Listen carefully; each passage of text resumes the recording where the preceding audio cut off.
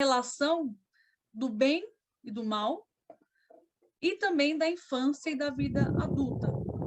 Nós temos, então, o bem e o mal, que estão convergidos na figura do Heathcliff, principalmente. Mas a Catherine também não pode ter essa relação? Não pode, mas o Heathcliff é a principal chama que consome os personagens. Ele vai simplesmente querer destruir tudo ao redor dele por conta desse amor que ele não consumou com a Catherine. Então, esse mal do Heathcliff, ele é algo que também, de certa forma, vai problematizar a própria autora, por conta dessa estética de criação que ela adotou na representação do mal em Heathcliff. Porque, nossa, como é que a Emily Bronte conseguiu criar um personagem tão Darth Vader? Mas aí nós temos que entender as dimensões que a existência humana adota.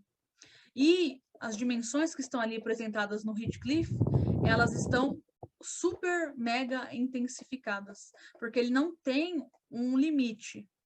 Ele simplesmente consegue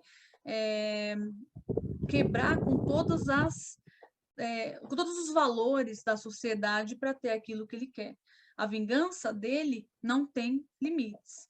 E ela continua mesmo após a morte da Catherine, que deveria ser justamente o que mobilizaria-o a parar com essa vingança, porque não teria mais motivo. Mas é justamente o que vai fazer com que ele continue a querer se vingar de alguém.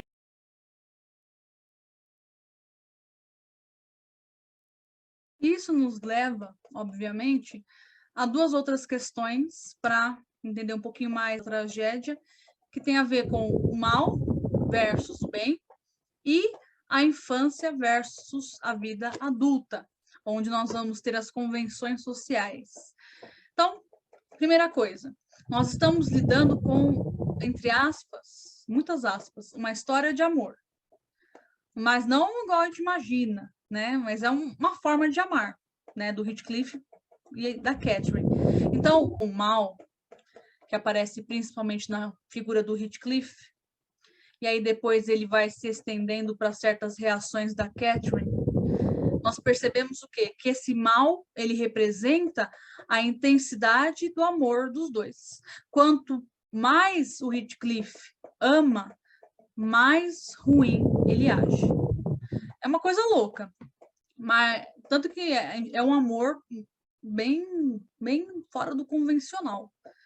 Mas se formos para a realidade do que nós temos, a gente consegue fazer algumas comparações com algumas circunstâncias que outras pessoas vivenciam. Então não fica tão louco assim. Então, quanto mais um homem, por mais doentio que possa parecer, ama, mais ruim ele age.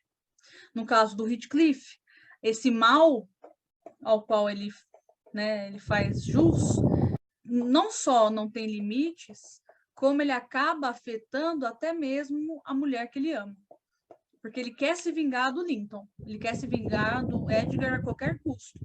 Só que ele não percebe, ou ele não se importa em perceber que o que ele está fazendo com o Edgar, ou aquilo que ele quer fazer envolvendo o Edgar, Isabella, enfim, e até mesmo tomando posse de Wuthering Heights, aquilo afeta a Catherine a ponto de mexer com o psicológico dela e levá-la à morte.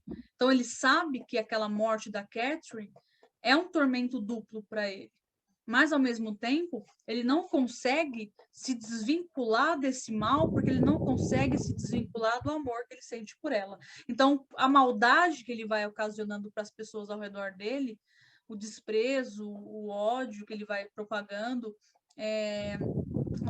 tudo que ele vai trazendo de ruim é uma forma de continuar a deixar vigorar o amor que ele sente pela Catherine e não deixar esse amor morrer.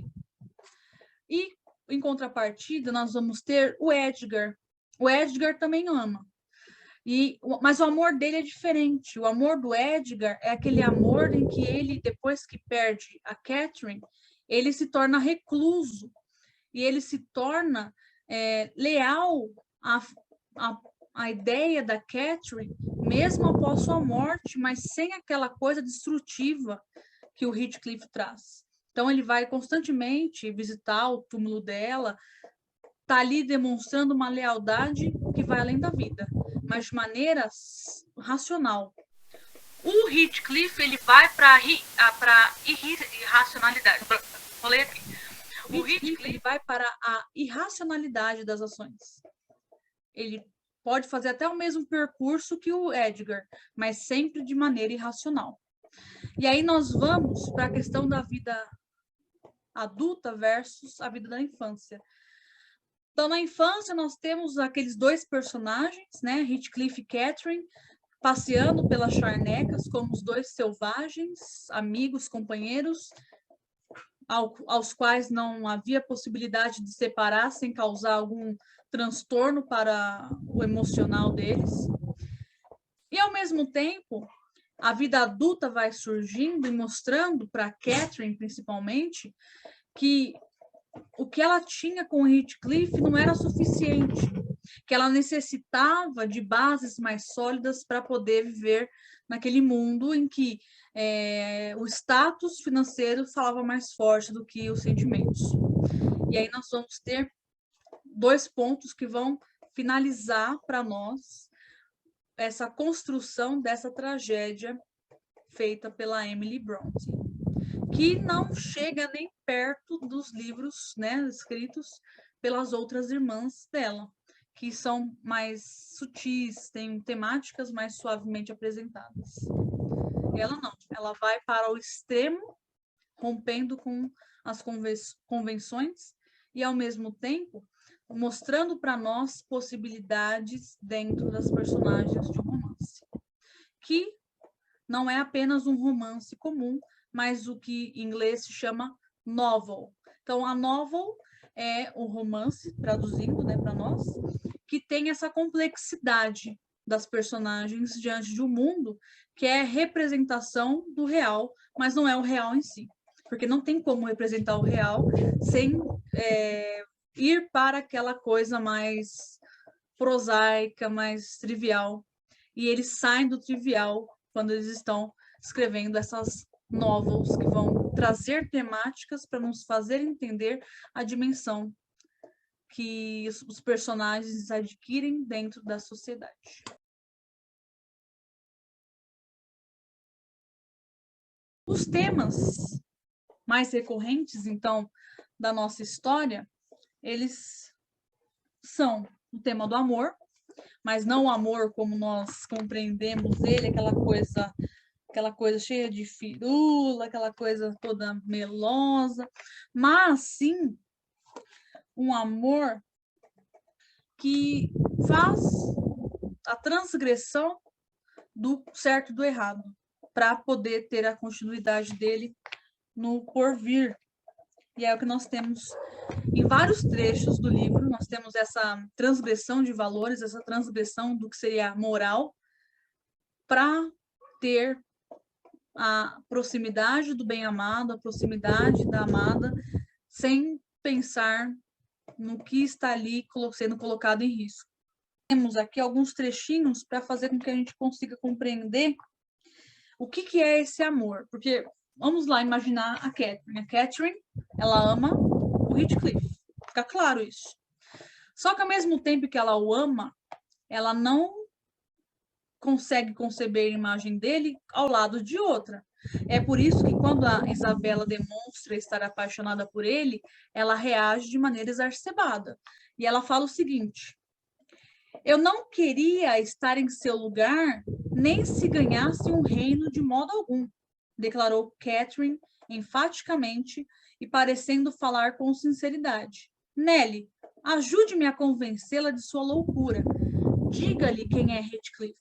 Uma criatura incivil, sem educação refinada nem cultura, uma árida vastidão de tojo e pedregulho. Eu preferia pôr aquele canarinho no parque num dia de inverno a induzi-la a entregar-lhe o seu coração. É a deplorável ignorância do gênio dele, criança e nada mais, que fez esse sonho entrar em sua cabeça. E não imagine que ele esconde seu íntimo no seu íntimo, benevolência e afeição sob aquela carapaça rude. Ele não é um diamante sem lapidar, uma ostra que contém uma pérola. É um homem altivo, implacável, cruel. Então, essas são as palavras da Catherine para a cunhada, para demovê-la da ideia de ter um romance com ele.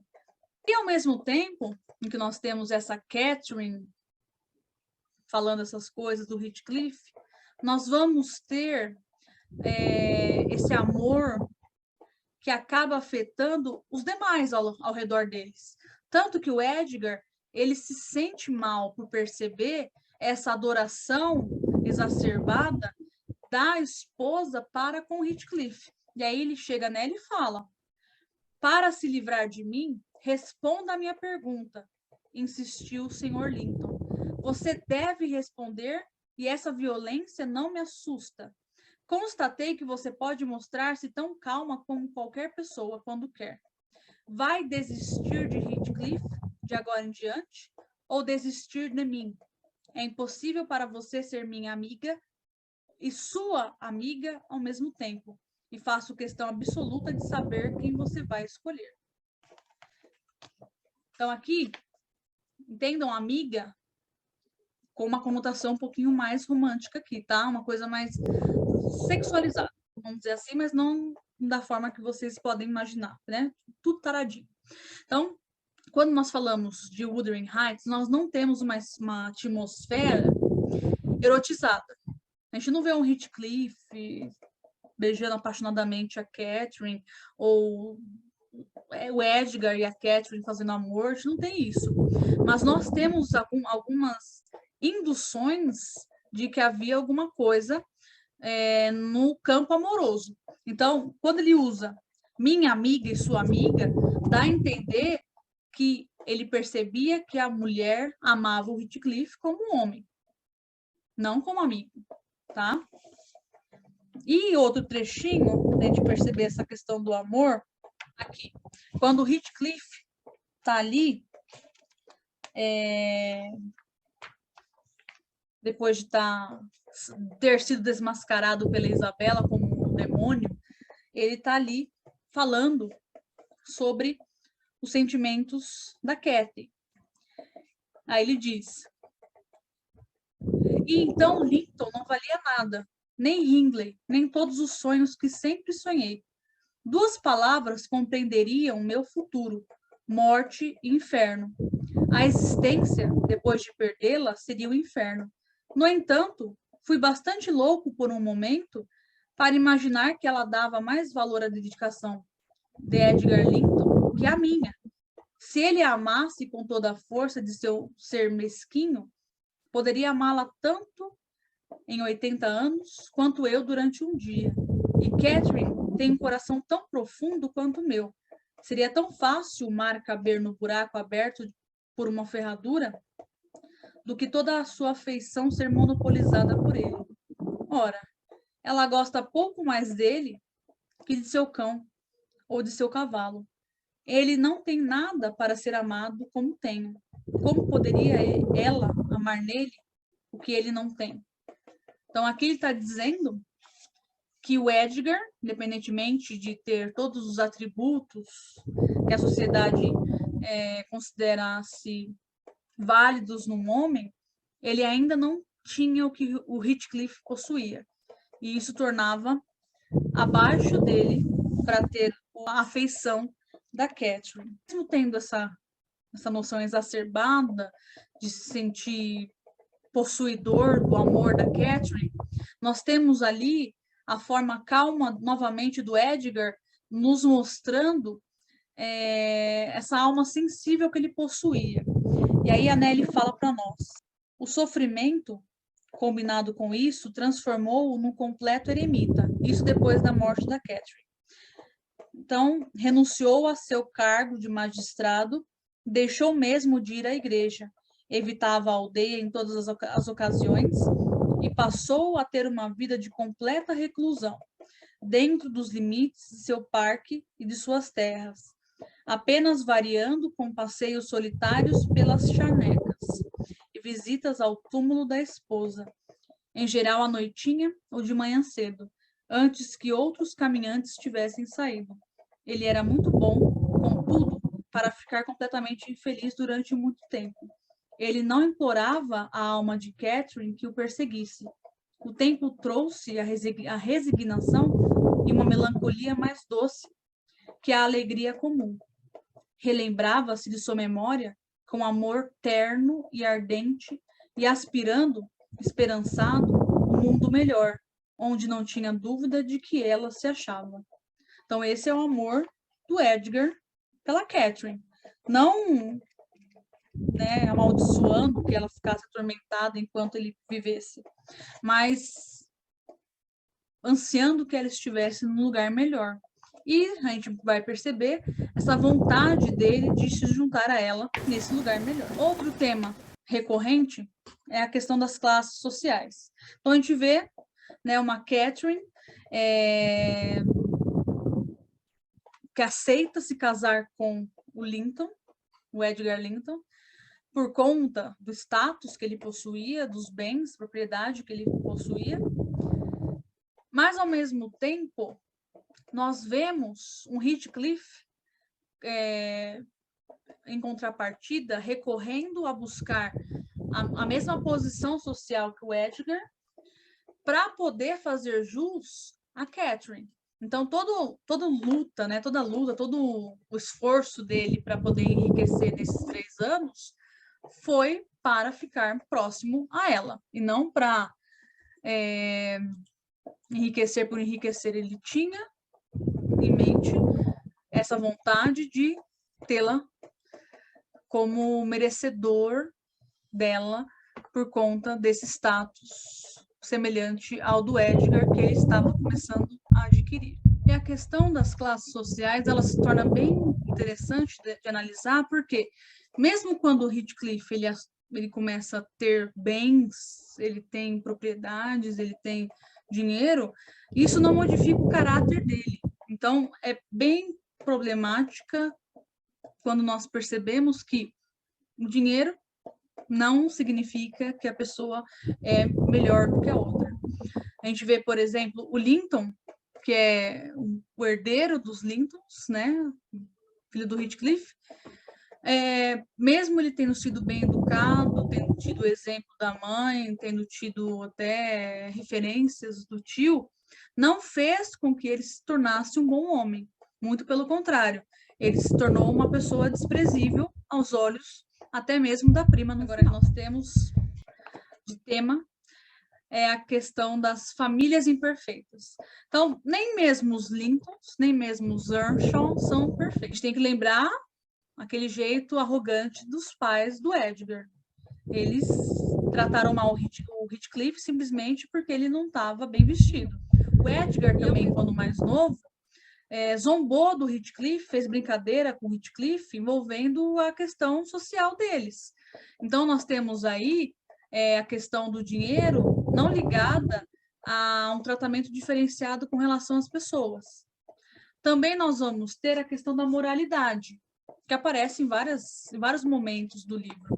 A gente vai ver, por exemplo, enquanto as crianças estavam lá aprendendo preceitos religiosos com o Joseph, a Frances e o Hindley fazendo coisinhas, né? Enquanto a irmã e o Heathcliff estavam ali ouvindo a palavra divina. Então, são coisas que a gente vai tendo conhecimento durante a leitura que vão nos deixando surpresos, mas, ao mesmo tempo, não vão nos mostrando nada diferente do que há na nossa realidade. As pessoas, elas podem falar de religião e não praticar exatamente aquilo que elas estão pregando. E é o que nós vemos bastante nessa obra também. Nós temos Joseph pregando religião e agindo como um babaca. Nós vamos ter a senhora Earnshaw também não tratando bem o Heathcliff simplesmente porque ele estava maltrapilho e o marido tinha acabado de encontrar na rua. Assim como vamos ver o contrário, o marido tratando bem um estranho que ele acabara de trazer para casa e tratando o filho do próprio sangue com certo desprezo, assim como a própria filha ele trata com desprezo, como a gente consegue ver em algumas passagens do livro em que ele bate nela, ele a admoesta e depois ela simplesmente ri porque ela está tão acostumada em ser tratada mal que não faz mais nenhum sentido essa tristeza por não ser acarinhada pelo pai. Nós vamos ver também os vícios interferindo também nas relações entre as pessoas. O Hindley é o personagem que deixa o vício da bebida interferir na relação com outros personagens também. Ele se torna ainda mais babaca, ainda mais violento, ao ponto de, em determinado momento, até ameaçar de matar a Nelly com uma faca. Aí ela até zomba falando que ela prefere levar um tiro porque é melhor. E a gente vê ele destratar o filho, tanto que o filho cresce como se fosse um bichinho selvagem, porque ele só recebeu do pai essa selvageria, que é a vingança. E a vingança, ela aparece, né, praticamente o livro todo também. Principalmente quando a vingança, ela também é, de certa forma, paradoxal. Porque ao mesmo tempo que o Heathcliff ele quer se vingar de todo mundo ao redor dele, e mesmo por querer se vingar, ele não poupa o próprio filho, ele acaba vendo certas características positivas no filho do Hindley, que é uma das pessoas que ele mais desprezou durante toda a história. E aí ele fala o seguinte para Nelly, falando do Hareton e depois falando do Linton, que é o filho dele. Correspondeu às minhas expectativas. Se fosse bobo de nascença, minha satisfação não seria nem metade do que é. Mas ele não é tolo, e posso compreender todos os seus sentimentos porque eu próprio os experimentei. Agora, por exemplo, sei exatamente o que ele está sofrendo. É, contudo, apenas o começo do que irá sofrer, e ele jamais poderá emergir da profundidade de sua grosseria e ignorância.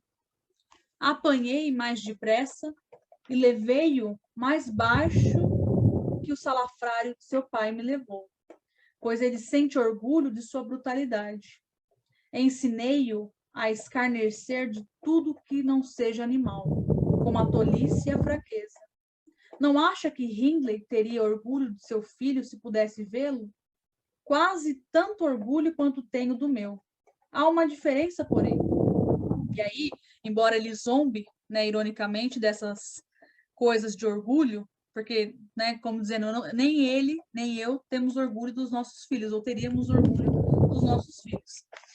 Ainda assim, ele consegue ver o lado bom do Hareton e não do filho.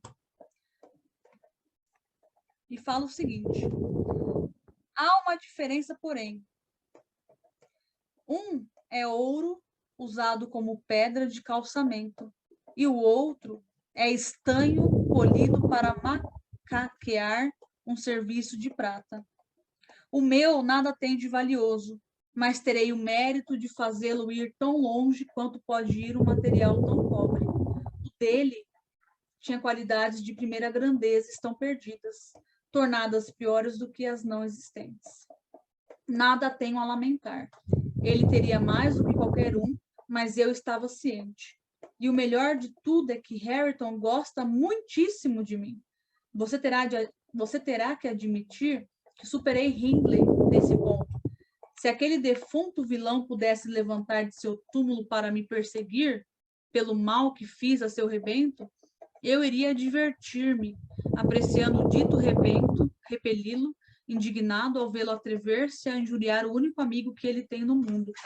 Então, ele fala isso, mas a gente, pelo andar da carruagem, pelo que a gente já viu, a gente sabe que o Hindley não ia dar em nada. O Hindley ia pegar e falar assim, quer saber, o Hareton se lasque. Porque depois que a Frances morreu, o Hindley perdeu a noção da realidade.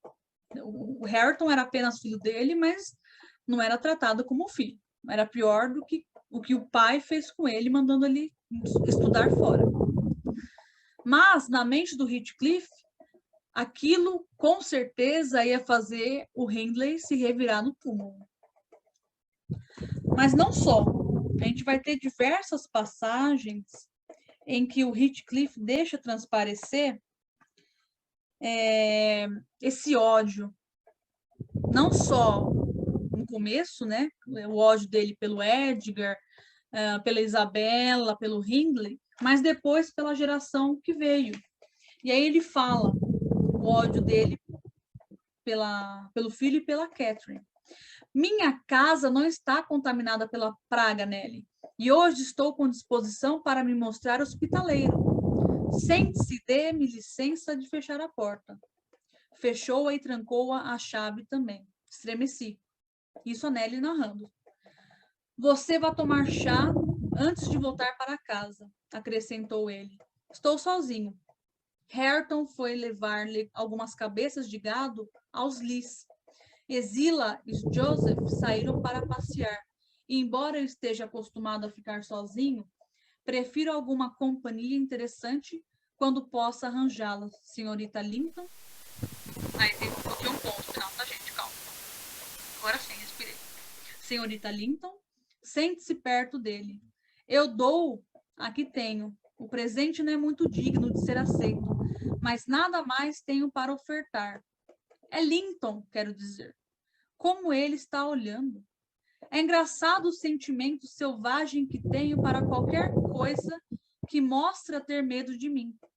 Se eu tivesse nascido onde as leis fossem menos rigorosas e os gostos menos requintados, iria divertir-me esta noite com a lenta dissecação destes dois, falando do Linton e da Catherine. Conteve a respiração, deu um murro na mesa e exclamou para si mesmo: pelo inferno, eu os odeio. Então a gente consegue perceber que ele tem um ódio mortal pelos dois, mesmo um tendo seu sangue e a outra sendo justamente fruto da mulher que ele amava. Mas não só. Ele vai mostrar ainda desprezo não só pelos dois, mas pelo Edgar e pelo Hareton também. Então, como eu falei, nós temos aí vários detalhes que nos mostram essa tragédia quase que grega que a Emily criou. E uma delas está bem no momento em que a Catherine tem um reencontro com o Heathcliff, o último reencontro. E aí a Catherine fala, e agora? Disse, recostando-se e olhando-o também, com uma fisionomia de súbito anuviada. Seu gênio era uma simples ventoinha, que variava constantemente com seus caprichos. Você e Edgar despedaçaram meu coração, Heathcliff, e ambos vieram prantear comigo como se fossem vocês que merecessem pena. Não tenho pena de você nem de mim. Você me matou e lucrou com isto, penso. Como é forte. Quantos anos pretende viver depois que eu tiver partido? Heathcliff apoiara-se num joelho para beijá-la. Tentou levantar-se, mas ela agarrou pelos cabelos e manteve-o como estava. Queria apertá-lo entre os braços, continuou Catherine com amargura, até que nós dois estivéssemos mortos. Não me importaria com que você sofresse.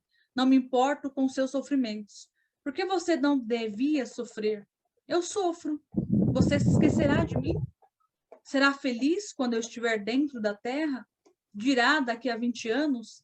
Esta é a sepultura de Catherine Earnshaw.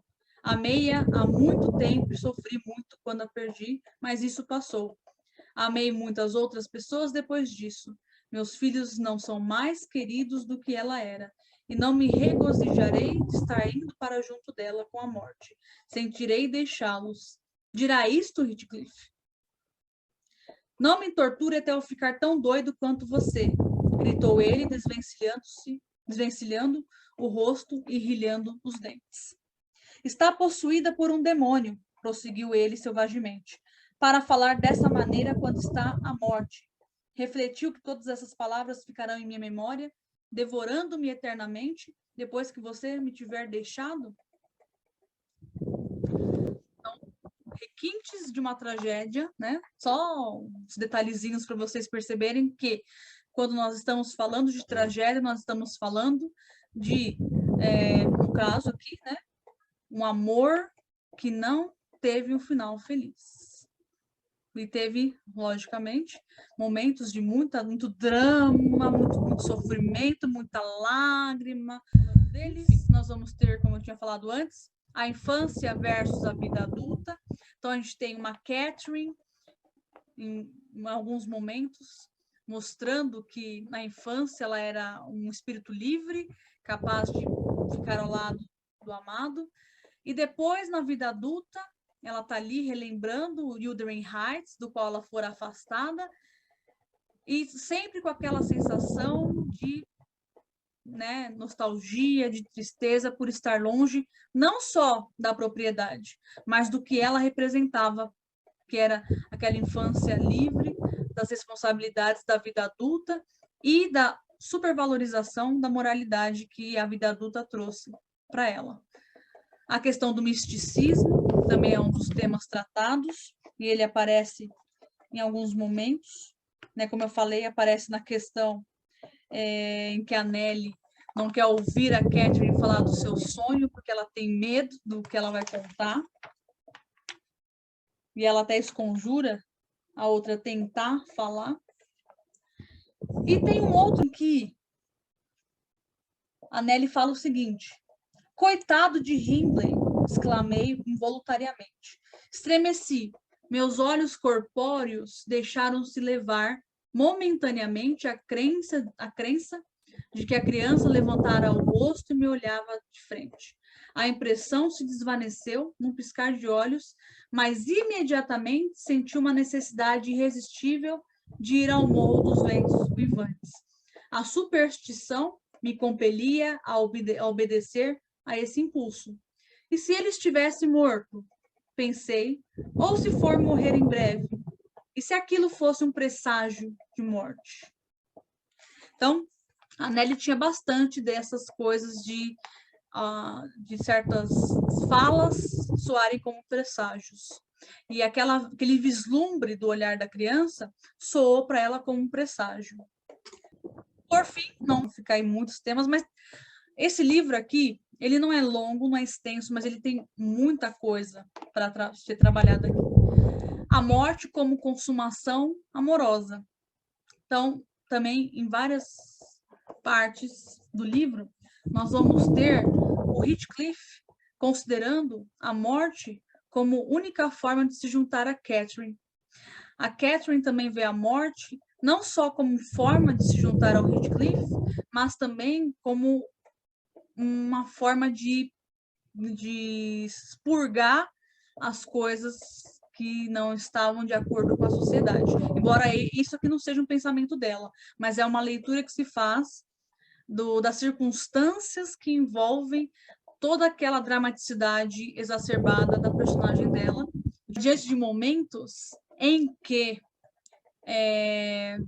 ela exagera o tom, porque essa fuga da moral ou dos valores da sociedade, eles estão sendo corrompidos por ela. Embora ela não ligue, ou aparente não ligar, a mente dela trabalha com essa ideia.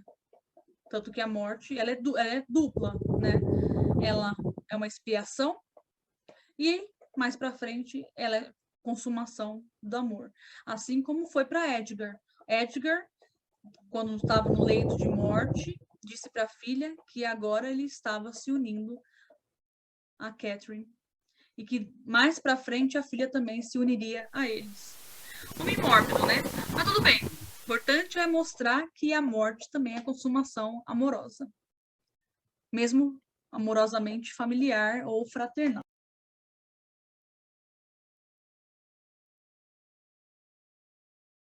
Vamos finalizar só para retomar algumas coisas. Nós temos aí, então, uma obra canônica universal. Aborda temáticas que até hoje nós podemos discutir como se fossem presentes. Nós percebemos certas nuances que são verossímeis para nós.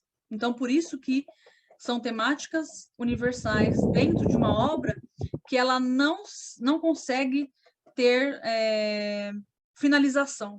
As pessoas ainda leem Morro dos Ventos Uivantes, porque ela é uma fonte inesgotável de discussões.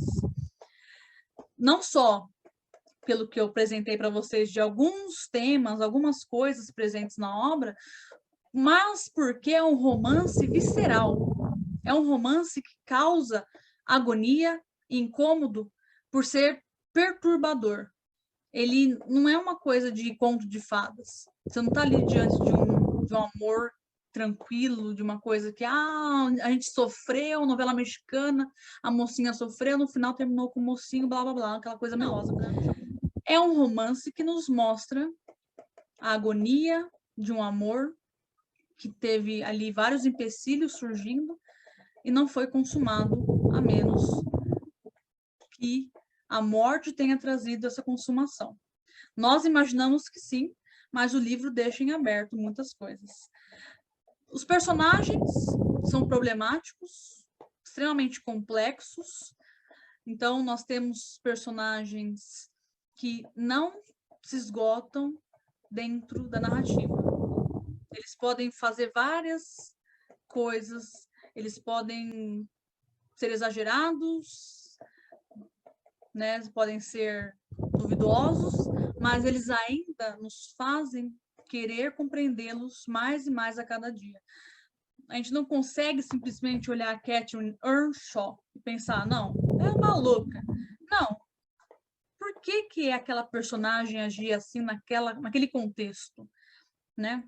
Então a gente vai analisando, a gente quer entender, a gente quer achar respostas para perguntas que eles deixam surgir na nossa cabeça. São personagens, portanto, que não se esgotam de análises e de fatores que os relacionam com a realidade, no sentido de ser uma realidade de seres humanos tão complexos quanto eles. A narrativa, ela pode ser questionada pelos múltiplos pontos de vista adotados e por essa, né, subjetividade ainda maior. Porque quando nós estamos diante de um trabalho de ficção, é um trabalho que vai mostrar lados subjetivos. Só que a subjetividade no Morro dos Ventos Uivantes, ela se torna ainda mais intensa se nós pensarmos que um narrador, ele já é subjetivo. Vários narradores, essa subjetividade se torna complexa e nós temos a questão da dúvida que fica da veracidade e da fidedignidade trazida por esses narradores. Será que a Isabela realmente passou por tanta coisa ruim com o Heathcliff? Será que a Nelly falou, transmitiu para nós exatamente o que aconteceu ou ela aumentou alguma coisa, ela tirou alguma coisa? Tanto que essas questões, elas vão ser trazidas à tona no livro que foi escrito, o Retorno ao Morro dos Ventos Uivantes, de 92, que vai fazer a gente perceber que a Nelly escondeu coisas da gente, leitores, tá? Isso é muito legal. É a narrativa sendo revisitada e uma criação nova sendo feita em cima dela, tá? Então, essas possibilidades de criação em cima do que já foi criado mostra para nós essa universalidade do narrativo. Também, para concluir, essa ideia dessa sensação opressiva que se estende para a propriedade de Wuthering Heights. Não é apenas a personagem do Heathcliff que é opressiva. A propriedade também, ela se torna um grande túmulo opressivo em que a Catherine está ali reinando, oprimindo o psicológico das personagens, porque ela oprime o emocional do Heathcliff, que vai pegar e ferir os demais por conta do emocional perturbado no qual ele se encontra. Então, essa extensão da personagem ou das personagens para um objeto inanimado, ela é muito legal. ela aumenta a dimensão da história. Ela faz com que Wuthering Heights seja uma grande alegoria de opressão, de luto, de tristeza, que vai depois tendo seu desenrolar no decorrer da história. Noção de bem e mal é mais complexa e não dá conta do contexto da história de maneira satisfatória. Isso é óbvio. Não adianta pegar e falar assim que o Heathcliff é mal, muito mal.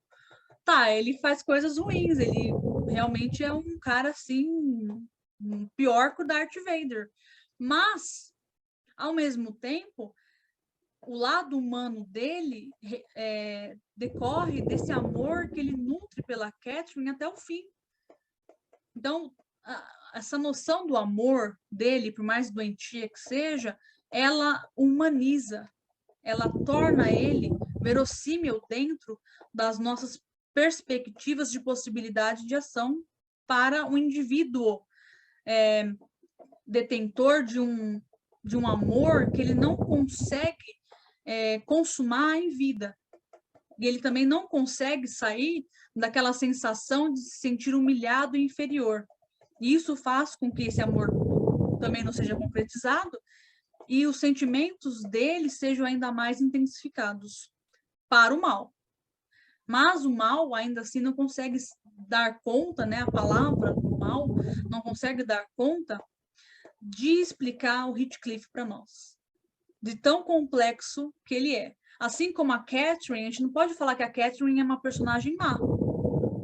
Então, a noção de bem e mal, ela se perde aqui ou ela ganha aliás, elas ganham novas tonalidades dentro desse romance, que tem um final incerto.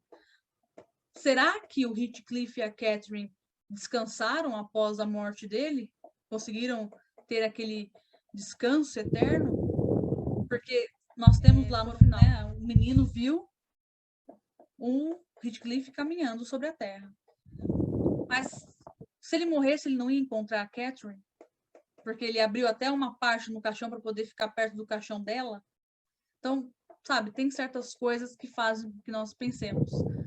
Que fim teve essa história de amor? E o Edgar? O que aconteceu com o Edgar nesse final? Eles viveram um trisal na outra vida? A gente não sabe. Mas o fato é, essa conclusão, esse desfecho apresentado a nós, também abre possibilidades de interpretação.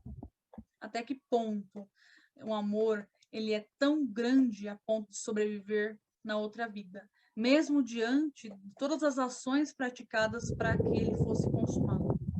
Então, são coisas que a gente tem aí para nos levar a pensar e a buscar respostas ou outras possibilidades de recriação diante dessa obra tão magnânima, única, né, dessa autora que era genial, em pleno século XIX. Pessoal, eu espero que vocês tenham gostado. Convido vocês para curtirem a página, aliás, o canal, para vocês entrarem no blog também, comentarem lá, deixarem algumas mensagens também para eu ver como é que vocês estão recebendo o que está sendo escrito e os vídeos também. E, ao mesmo tempo, eu já agradeço vocês que ficaram aqui nessas 5 horas de vídeo. Não sei se vai dar tudo isso, mas também. Mas agradeço a presença de vocês. Espero que vocês tenham gostado. Curtam a página, comentem, divulguem para os colegas, para os amigos, para os inimigos também, se vocês não gostaram, mas quiserem divulgar para eles, tá?